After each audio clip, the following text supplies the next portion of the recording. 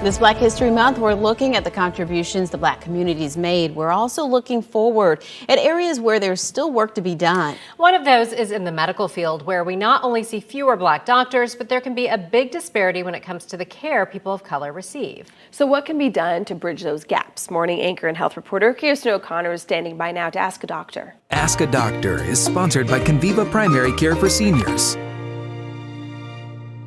It's unfortunate that disparities in healthcare do exist in this country. It's something that's been known for quite a while, but it's starting to be talked about more and more, especially since the start of the pandemic.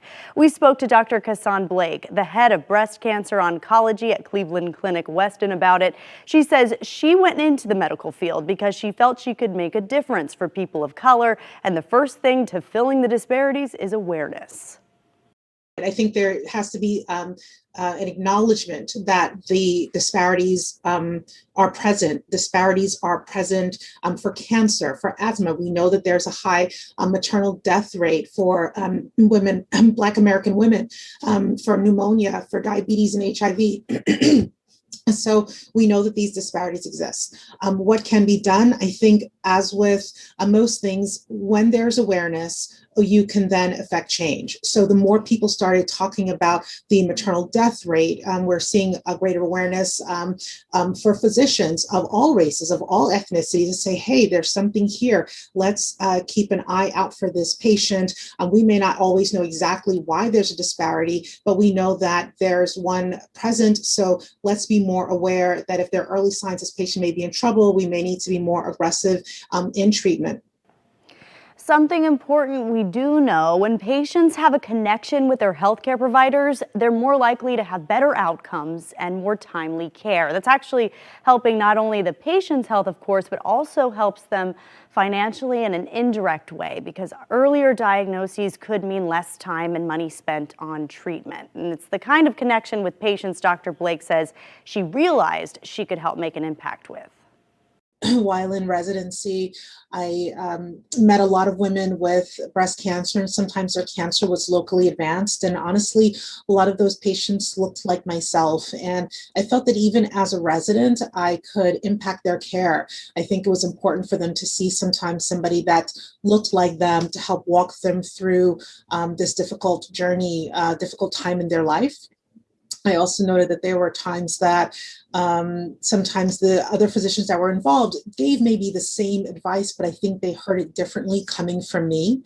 And that's how I ended up deciding on going into breast cancer surgery. I felt that it allowed me to be a surgeon and allowed me to play a unique role in the lives of women who had breast cancer. And so that's how I ended up deciding on breast cancer surgery as a career path.